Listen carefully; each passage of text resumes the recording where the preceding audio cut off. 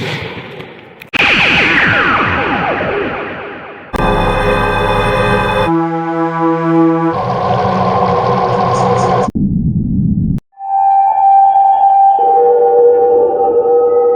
எல்லாருமே இயற்கையின் அதிசயத்தை அடிக்கடி வியந்து பார்க்கிறது உண்டு. அப்படிதான் நாம் வாழும் பூமி எப்படி உருவானது, அது உயிர் வாழ ஆதாரமாக விளங்கக்கூடிய சூரியனும் அதனுடைய குடும்பமும் எப்படி உருவானது, இந்த பால்வெளியில் பல்லாயிரக்கணக்கான நட்சத்திரங்களும் கோள்களும் இருக்கிற நிலையில் பூமியில் மட்டும் எப்படி உயிரினங்கள் தோன்ற அதிசயம் நிகழ்ந்தது, பூமியில் எண்ணிலடங்கா உயிரினங்கள் தோன்ற காரணமாக அமைந்த நீர் எங்கிருந்து வந்தது, 4 பில்லியன் ஆண்டுகளுக்கு முன்பு எரிமலையாக இருந்த பூமி எப்போது குளிர்ந்து போனது, எப்போது பூமிக்கு ஒரு துணை கிரகமாக சந்திரன் கிடைத்தது, இது போன்ற கேள்விகள் பல பேருக்கும் எழுந்து மறையிறது உண்டு. அதற்கான விடையைத்தான் இந்த வீடியோவில் சற்று விரிவாக நம்ம பார்க்க போறோம். இத்தகைய ஆழமான தகவல்களை கூர்ந்து படிப்பதற்கு கால நேரம் கிடைக்காதவர்களுக்காக உருவாக்கப்பட்ட இந்த வீடியோவை முழுமையா பார்த்துட்டா பூமி, சூரியன், கோள்கள் மற்றும் இந்த குடும்பம் பற்றிய ஒரு அடிப்படை புரிதல் கண்டிப்பாக கிடைச்சிடும். நீங்கள் ஒரு மாணவராக இருந்தாலும் சரி, தொடர்ந்து அறிவு தேடலை விரும்பக்கூடிய எந்த வயதினராக இருந்தாலும் சரி, உங்களுக்கு இந்த வீடியோ நிச்சயமாக உபயோகப்படும்.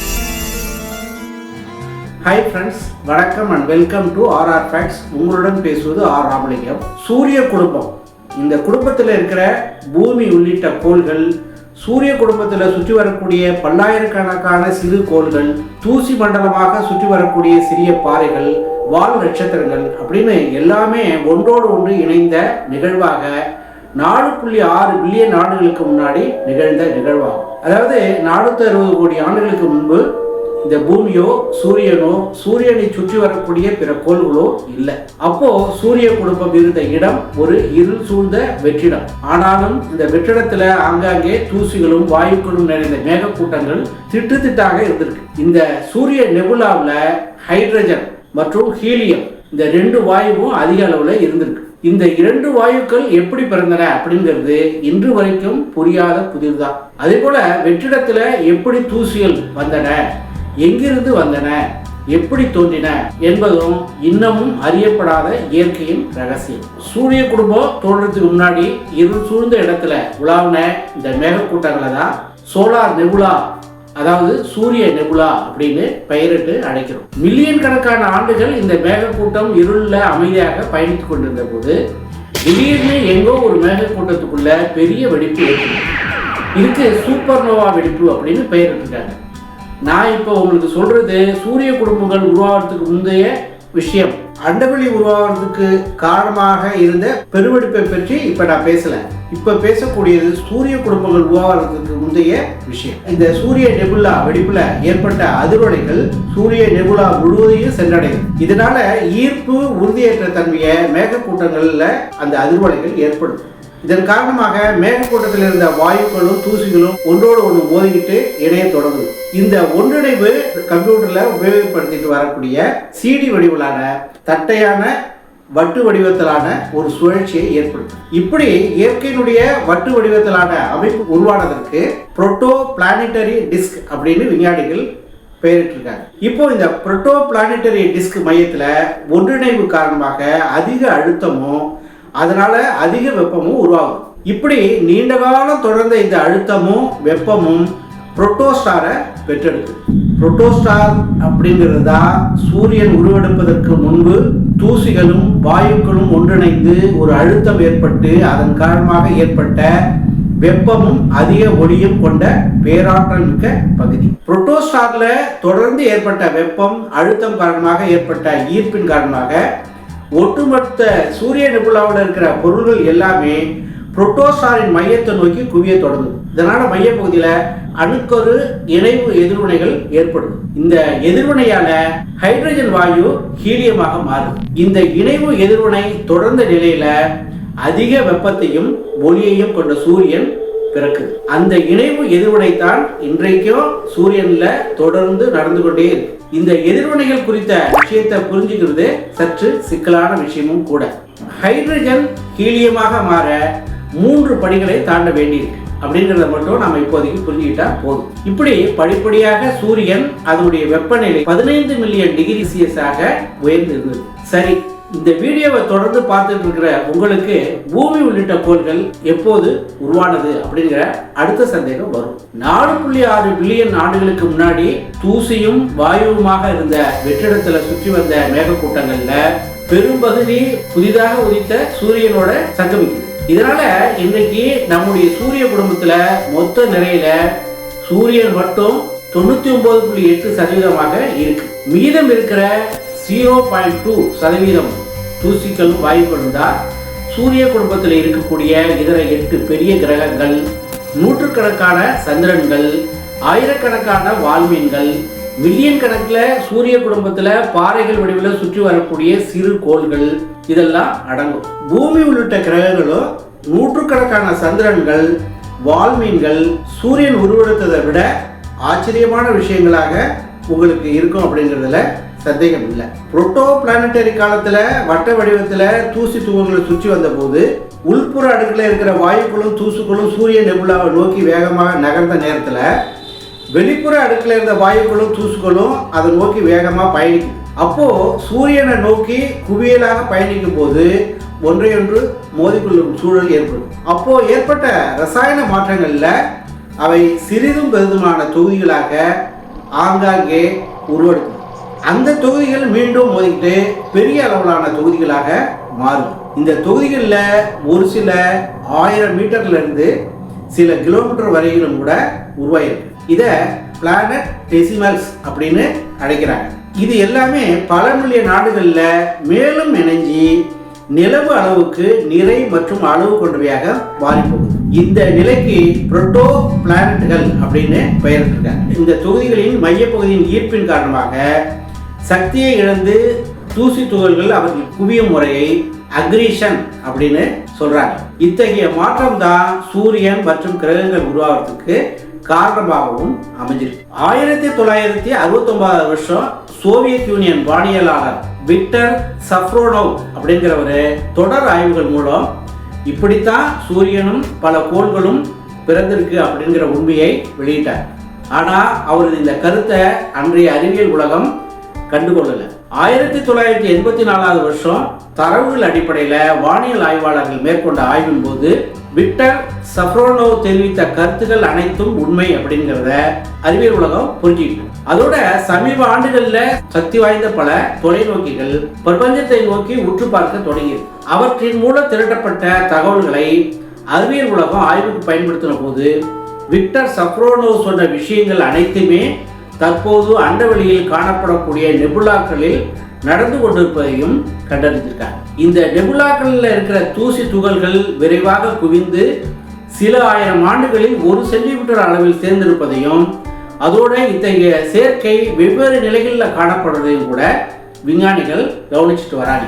இப்படித்தான் சூரிய நெபுலாவினுடைய உட்புற சுற்றுகளில் இருந்த தூசி துகள்கள் ஹைட்ரஜன் ஹீலியம் வாயுக்கள் இணைஞ்சு சூரியனையும் வெளிப்புற சுற்றுகளில் இருந்த தூசிகள் ஒன்றிணைந்து சூரிய குடும்பத்தின் கிரகங்களாகவும் பரிணமிச்சிருக்கிறது அப்படிங்கிறத இப்போ உணர முடியும். அதோட பூமி மேல விடக்கூடிய விண்கற்களை ஆய்வு செஞ்ச போது இந்த உண்மை தொடர்ந்து விஞ்ஞானிகளால் உறுதி செய்யப்பட்டும் வருது. இதுக்கு சிறிய துகள்களில் உள்ள யுரேனியம், ஹஃப்னியம் போன்ற கதிரியக்க கூறுகள் உதவி புரியும். இதன் மூலம்தான் விண்கற்களுடைய வயதையும் தூசி துகள்களுடைய காலத்தையும் அறிய முடியும். இப்போ இன்னொரு விஷயம் உங்களுக்கு ஆச்சரியத்தை தரும். அதாவது பூமியில காணப்படக்கூடிய யுரேனியம் நம்முடைய சூரிய குடும்பத்துடைய வயதை காட்டிலும் மிக பழமையானது அப்படிங்கிறது தான் அது. அதாவது பூமியில் காணப்படக்கூடிய யுரேனியத்துடைய வயது 6 பில்லியன் ஆண்டுகள்.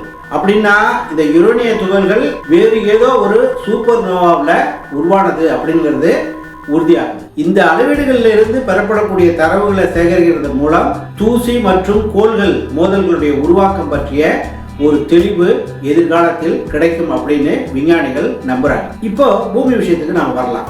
மற்ற கிரகங்கள்ல இல்லாத அதிசயத்தக்க மாற்றங்கள் பூமியில மட்டும் எப்படி நடந்தது அப்படிங்கிற விஷயம் நம்ம எல்லாருக்குமே ஆச்சரியத்தை ஏற்படுத்தும். அது ஒரு சுவாரஸ்யமான விஷயமும் கூட. சிறிய புரோட்டோ பிளானட்டுகள் மற்றும் சிறிய கோள்கள் அடிக்கடி ஒன்னோட ஒன்று மோதி பல பில்லியன் ஆண்டுகளாக இந்த நிகழ்வுகள் தொடருது. இதுல அதிக ஆற்றல் வெளியாகி பாறைகளை உருக்கும் அளவுக்கான வெப்பம் உருவாகுது. இதனால இந்த புரோட்டோ பிளானட்டுகள்ல ஒரு சில அளவில் பெரிதாக கூட உருமாற்றம் பெறுது. அளவில் பெரிதாக மாறிய புரோட்டோபிளானட்டுகளில் மையப்பகுதியில் ஏற்பட்ட அழுத்தம் காரணமாக படிப்படியாக இவை கோள வடிவத்தை அடையுது. இப்படி மாற்றங்களை தொடர்ந்து சந்தித்த புரோட்டோபிளானட்டுகள் அனைத்தும் சூரியனை தட்டையான பாதையில் தொடர்ந்து சுற்றி வரவும் செய்யுது. அதோட இவற்றுடைய நிறையின் காரணமாக ஏற்பட்ட மைய ஈர்ப்பு விசையால மேலும் பல மோதல்களை சந்தித்து உருமாறிய கிரகங்கள்ல ஒண்ணுதான் பூமி. இந்த காலகட்டத்தில் பூமியோடு தொடர்ந்து மோதிய சில பொருள்கள் 100 முதல் 200 கிலோமீட்டர் விட்டம் கொண்டவையாக கூட இருந்திருக்கின்றன. அந்த நேரத்தில் பூமியில் இருந்த பாறைகளும் உருகி எரிமலைகளாக மாறியிருக்கு. இப்படி நெருப்பு கோலமாக தொடர்ந்து 700 மில்லியன் ஆண்டுகள் சூரியனை சுற்றி வந்த இந்த பூமியின் மேற்பரப்பு கொஞ்சம் கொஞ்சமாக குளிர தொடங்கி இப்படி நெருப்பு கோலமாக இருந்த காலத்தை தான் கேடியன் ஈயான் அப்படின்னு சொல்றாங்க. கேடியன் அப்படிங்கிறது பாதாள உலகத்துடைய கிரேக்க கடவுளான ஹேடஸ்ல இருந்து பெறப்பட்ட சொல். ஈயான் அப்படிங்கிறதுக்கு காலவரையற்ற நீண்ட காலம் அப்படிங்கிறது பொருள். பூமியினுடைய இத்தகைய மாற்றமான கேடியன் ஈயான்ங்கிறது 4.6 பில்லியன் ஆண்டுகளுக்கும் 4 பில்லியன் ஆண்டுகளுக்கும் இடைப்பட்ட காலமாக கருதப்படும். பூமியில ஈயான் காலத்து நுண்ணிய படிமங்களுக்குள்ள சிக்கின கனிமங்களை ஆய்வு செய்த போது இந்த உண்மை விஞ்ஞானிகளுக்கு தெரிய வந்தது. சூரியனோடு சேர்ந்து தோன்றிய பூமி உள்ளிட்ட கிரகங்கள் அனைத்தும் வட்ட வடிவில் தட்டையான பாதையில் சுற்றி வருவதால் ஒவ்வொரு கோளும் அதன் சுற்றுப்பாதைகள்ல ஒன்றையொன்று ஈர்க்கப்படாமல் தொடர்ந்து சுற்றிட்டு வருது. இப்படி உருவான பல கிரகங்கள்ல பூமியில மட்டும் எப்படி கடல் வந்தது அப்படிங்கிற கேள்வி இப்போ உங்களுக்கு எழலாம். இதுவும் மற்றொரு சுவாரஸ்யமான நிகழ்வாகவே அமைஞ்சது. இதுக்கும் சூரிய நெபுலா தான் முக்கிய காரணமா இருக்கு. சூரிய நெபுலா காலத்துல தூசிகள்ல பனிப்படிமங்களும் இருந்தது. இந்த பனிப்படிமங்கள் சூரியன் உருவாகும் போது வெப்பத்தால் வெளிவட்ட அடுக்குகளை நோக்கி நீராவியாக தள்ளப்படுது. அப்படி தள்ளப்பட்ட நீராவி வெளிவட்ட பாதையில் இருக்கக்கூடிய தூசி துகளுடன் கலந்து மீண்டும் பனித்துகள்களாக மாறி பயணிக்குது. பூமி உருவானதும் அந்த தூசி துகள்களுடன் பனித்துளிகளும் சேரும். அதே நேரத்தில் பூமியுடன் பல கோள்கள், வால்மீன்கள் போன்றவையும் தொடர்ந்து மோதும் போது பூமி நெருப்பு கோலமாக மாறும். அப்போ பூமியில பனித்துளிகளாய் சேர்ந்த நீரும் வால்மீன்களுடைய மோதலின் போது அவற்றில் இருந்த நீரும் அதிக வெப்பத்தின் காரணமாக திரும்பவும் ஆவியாகி காற்று மண்டலத்தின் மேலே சேர்ந்து பயணிக்க தொடங்கும். பூமியில தொடர்ந்து ஏற்பட்ட எரிமலை வெடிப்புகளிலும் அதற்குள் இருந்த நீர் ஆவியாகி மேலே போகுது. சில மில்லியன் ஆண்டுகள்ல இந்த மேகக்கூட்டம் குளிர்ந்து மழையாக தொடர்ந்து பெய்ய தொடங்குது. இதுல எரிமலைகளின் சீற்றத்தால் நெருப்பு கோலமாக இருந்து வந்த பூமி மெல்ல குளிர தொடங்கும். ஹேடன் ஈயான் காலத்தின் முடிவில் கிட்டத்தட்ட எரிமலை குழம்பு ஒரு சீரான அடுக்குகளை பூமியில உருவாக்கி பூமியை ஒரு பந்து போன்ற கோலமாக உருமாற்றிடுது. இந்த உண்மைகளை எப்படி அறிவியல் உலகம் கண்டுபிடித்தது அப்படிங்கிற ஒரு கேள்வி உங்களுக்கு வரலாம். ரேடியோமெட்ரிக் டேட்டிங் எனப்படக்கூடிய முறையில பல பில்லியன் ஆண்டுகள் பழமையான தாதுக்களுடைய கலவையை ஆய்வு செய்த போது இந்த உண்மை தெரிய வந்திருக்கு. அதோட கிரகங்கள் எப்படி உருவாகின அப்படிங்கிறத அறிய கம்பேரிட்டிவ் பிளானட்டாலஜி அப்படின்னு சொல்லக்கூடிய முறையில் இந்த உண்மை உறுதி செய்யப்பட்டது. அப்போதைய வாயுக்கள், தனிமங்கள் ஆகியவற்றுடைய தரவுகள் கணினி மூலம் ஒருங்கிணைக்கப்பட்டு கம்ப்யூட்டர் சிமுலேஷன்ஸ் மூலம் மாதிரிகளும் உருவாக்கப்பட்டது. நம்முடைய பூமியின் வரலாற்றை நன்கு புரிந்து கொள்ள இந்த டேட்டா சயின்ஸ் தான் முக்கிய காரணமாகவும் இருக்கு. இப்போ பூமியினுடைய 3 முக்கிய அடுக்குகளை பற்றி தெரிந்து கொள்றதும் அவசியமா இருக்கு. பூமி, கிரஸ்ட், மேண்டில், கோர் அப்படிங்கிற 3 அடுக்குகளை கொண்டதாக இருக்கு. கேடியன் ஈயான் காலத்தினுடைய முடிவுல பூமியின் மேலோடு உருவாகும். அதை தொடர்ந்து மீதமுள்ள மேண்டில், கோர் அடுக்குகள் உருவாகும். இப்படி இந்த அடுக்குகள் உருவான காலத்தை ஆர்கியான் ஈயான் அப்படின்னு பெயரிட்டிருக்காங்க. ஆர்கியான் அப்படிங்கிற சொல் கிரேக்க மொழியிலிருந்து வந்தது.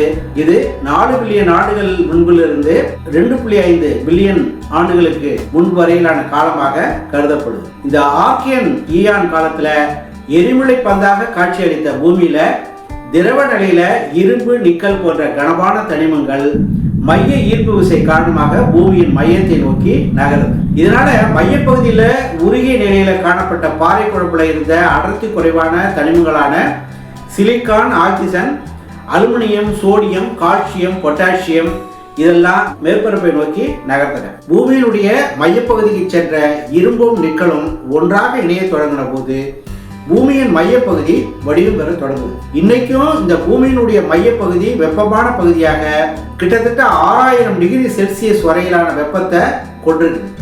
இந்த வெப்பநிலையில இந்த மையப்பகுதியில் இருக்கக்கூடிய இரும்பு உருகின நிலையில தான் இருக்கணும், ஆனா திடநிலையில இருக்குது.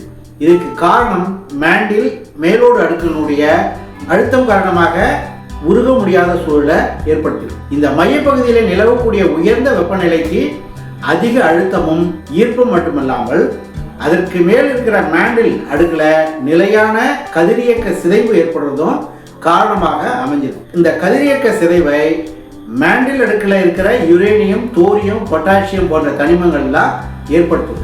மேண்டில் அடுக்கு கிட்டத்தட்ட 3000 கிலோமீட்டர் தடிமன் கொண்ட அடுக்காக இருக்கு. இந்த அடுக்கு தொடக்க காலத்தில் திடமாக இல்லை.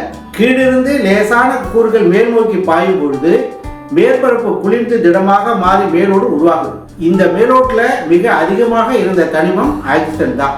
அதனால தான் மேலோட்டின் நிறையில 46% ஆக்சிஜனால் ஆனதாக இருக்கு. கிரானைட், பாசால்ட், உருமாற்ற பாறைகள், மார்பிள், ஸ்லேட் போன்ற பாறைகள் அதிக அழுத்தம் வெப்பநிலை காரணமாக உருவாகுது.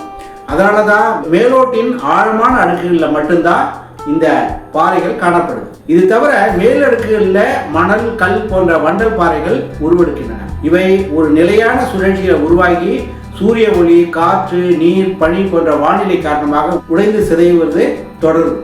இத்தகைய மாற்றங்கள் மில்லியன் கணக்கான ஆண்டுகள் தொடர்ந்து நடந்து கொண்டே தான் இருக்கு. எளிதில் நாம் புரிந்து கொடுத்ததாக தான் மேலோட்டமாக பூமிக்கு 3 அடுக்குகள் இருப்பதாக சொல்லப்படுது.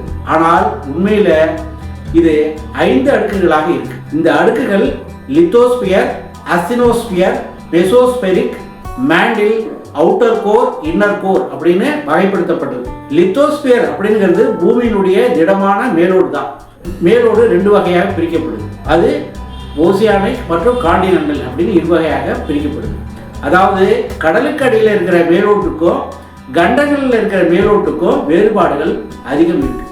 கடலுக்கு அடியில் இருக்கிற மேலோடு மிக மெல்லியதாக சுமார் 100 கிலோமீட்டர் தடிமன் கொண்டதாக மட்டும்தான் இருக்கு. ஆனால் கண்டங்களில் இருக்கிற மேலோடு சுமார் 280 கிலோமீட்டர் வரை தடிமனாக இருக்கு. இந்த மேலோட்டுக்கு கீழே டெக்டானிக் பிளேட்டுகள் பல பகுதிகளாக இருக்கு. இந்த டெக்டானிக் பிளேட்டுகள் சந்திக்கக்கூடிய பகுதிகளில் தான் எரிமலைகள் உருவாகுது. இந்த தட்டுக்கள் ஒன்றோடு ஒன்று உராயும் போது பூமியின் மேற்பரப்புல நிலநடுக்கம் ஏற்படுது. இதுக்கு காரணம் கீழே இருக்கக்கூடிய அஸ்தினோஸ்பியர் அடுக்கு திடமானதாக இல்லாததுதான். அது கிட்டத்தட்ட டெக்டானிக் பிளேட்டுகளுக்கு ஒரு லூப்ரிகண்ட் ஆயில் போல செயல்படுற நகரும் தன்மை கொண்டதாக இருக்கு. லித்தோஸ்பியருடைய சராசரி தடிமன் 140 கிலோமீட்டர். அதன் கீழ் மேண்டலின் வெளிப்புற பகுதிகளில் ஒரு சில பாறைகள் அடர்த்தியாகவும் இருக்கு. ஆலிவின், பெரிட்டோடைட், ரிங்வுடைட் போன்ற உயரழுத்த தாதுக்கள் மேண்டலின் உள்ள உருவாகும். ஆனால் இதை மனித சமூகத்தால் எடுக்க முடியாத அளவுக்கான ஆழத்திலையும் வெப்பத்திலையும் இருக்கு. ஆனாலும் இயற்கை எரிமலை வெடிப்புகள் வழியாக வெளியேறும் மக்மா எனப்படும் பாறை குழம்புல இத்தகைய தாதுக்களை சில நேரங்களில் பூமிக்கு வெளியில கொண்டு வந்து தள்ளுது. அவுட்டர் கோர் அப்படின்னு அழைக்கப்படக்கூடிய மையத்தின் வெளிப்புற அடுக்குகளில் வெப்பம் காரணமாக இரும்பு உருகி மின்னோட்டத்தை ஏற்படுத்துது. இந்த மின்னோட்டம் காரணமாகத்தான் பூமியில காந்த புலங்கள் உருவாகின்றன. இந்த காந்த புலம் தான் பூமியில உயிர்களை வாழ வைப்பதற்கான முதன்மையான காரணிகளில் ஒன்றாகவும் இருக்கு. இந்த காந்த புலம் சூரியனால் வெளிப்படுத்தக்கூடிய தீங்கு விளைவிக்கக்கூடிய மின்னோட்ட துகள்களுக்கு எதிரான வளையத்தை ஏற்படுத்தி பூமிக்கு ஒரு பாதுகாப்பு வழங்குது. அதோட வளிமண்டலத்தை ஒன்றாக இணைக்கவும் இந்த காந்த புலம் உதவும். அவுட்டர் கோர் எனப்படக்கூடிய வெளிப்புற மையம் இன்னர் கோர் எனப்படும் உள்புற மையத்துக்கும் உள்ள முக்கியமான வேறுபாடு, அவுட்டர் கோர் திரவ நிலையில இருக்கு, இன்னர் கோர் திடநிலையில இருக்கு. சரி, இப்ப பூமியை சுற்றி வரக்கூடிய சந்திரன் எப்படி உருவானது அப்படின்னு நீங்க கேட்கலாம். இது தொடர்பாக விஞ்ஞானிகளுடைய கோட்பாடுகள்ல ஒன்று, பூமியை விட ஈர்ப்பு விசை குறைவான நிலவு பூமிக்கு அருகில் வந்தபோது பூமியினுடைய ஈர்ப்பு விசை எல்லையில சிக்கி பூமியை சுற்றி வர தொடங்குது அப்படின்னு முதல் கோட்பாடு சொல்லுது. இன்னொரு கோட்பாடு இணை உருவாக்க கோட்பாடு. அதாவது சந்திரனும் பூமியும் ஒரே நேரத்தில் உருவானது அப்படிங்கிறது தான் இந்த கோட்பாடு. மற்றொரு கோட்பாடு பிளவு கோட்பாடு. இந்த கோட்பாட்டின்படி பூமியின் ஒரு பகுதி உடைந்து சந்திரனாக மாறியது அப்படிங்கிறது தான். ஆனால் இந்த 3 கோட்பாடுகளுமே உண்மை இல்லை அப்படிங்கிறது அடுத்த கோட்பாட்டு மூலம் தெரிய வந்தது. கடைசியா மாபெரும் தாக்க கருதுகோள் கோட்பாடு அப்படின்னு இதை சொல்றாங்க. இதை ஆங்கிலத்தில் ஜெயிண்ட் இம்பாக்ட் ஹைபோதிசிஸ் அப்படின்னு சொல்றாங்க. இந்த கோட்பாட்டை இன்றைய விஞ்ஞானிகள் ஏற்றுக்கொண்டு இருக்காங்க.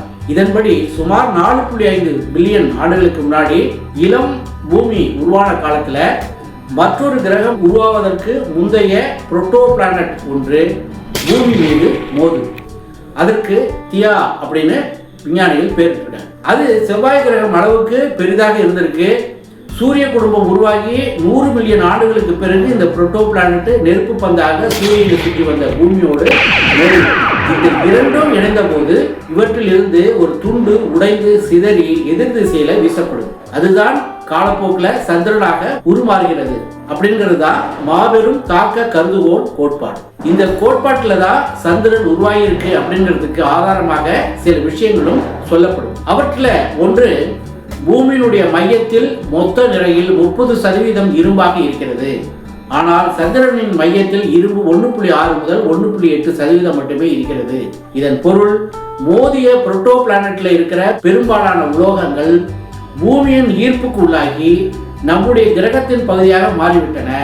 அதனால் உடைந்து சிதறிய பகுதிகளில் இருந்து சந்திரன் தோன்றி இருக்கிறது அப்படிங்கிறது தான் இந்த புதிய கண்டுபிடிப்பு. இதை இன்னும் உறுதிப்படுத்துவதற்கான ஆதாரங்களும் ஆய்வுகளில் கிடைச்சிருக்கு. நாசா முதன்முறையாக சந்திரனுக்கு அப்போலோ பயணங்களை மேற்கொண்ட போது நிலவில் இருந்து மாதிரி மண் எடுத்து வந்தது. நிலவின் மேலடுக்கில் காணப்படக்கூடிய பாசால்டிக் பாறைகளுடைய மாதிரிகள் பூமியில் காணப்படும் பாசால்டிக் பாறைகளை போலவே இருந்தது. நிலவுல இருக்கிற பாறைகளில் காணப்படும் ஆக்சிஜன் ஐசோடோப்புகள் மற்றும் பிற தனிமங்கள் பூமியில் இருக்கிற பாறைகள்லையும் ஒத்து போகுது. இது தவிர நாசாவின் சூப்பர் கம்ப்யூட்டர் உருவாக்கின அனிமேஷன் கூட இதை கிட்டத்தட்ட உறுதிப்படுத்துது. சரி, இந்த விளக்கம் போதும். பூமியில எப்படி உயிர்கள் உருவானது அப்படின்றத சொல்லி இந்த வீடியோவை முடிச்சிங்க அப்படின்னு நீங்க மனசுக்குள்ள நினைக்கிறதும் எனக்கு புரியுது. பூமியில மனிதன் உள்பட எண்ணற்ற உயிரினங்கள் வாழறதுக்கு இந்த பூமி மீது தியா அப்படிங்கிற புரோட்டோ பிளானட் மோதியதுதான் காரணமாக அமைஞ்சது. அதன் மோதல் காரணமாக ஏற்பட்ட தாக்கத்தால் பூமி தன்னுடைய அச்சில் இருந்து 23.5 டிகிரி சாய்ந்த கோணத்துக்கு மாறி சுற்ற தொடங்கும். இந்த சாய்ந்த கோணம் தான் பூமிக்கு பருவநிலைகளை ஏற்படுத்த தொடங்கின. கோடையிலிருந்து குளிர்காலம், குளிர்காலத்திலிருந்து கோடை காலம் அப்படின்னு மாறி மாறி பூமியில உயிரின வாழ்க்கைக்கு அடிப்படையான ஒரு கட்டமைப்பை ஏற்படுத்தும்.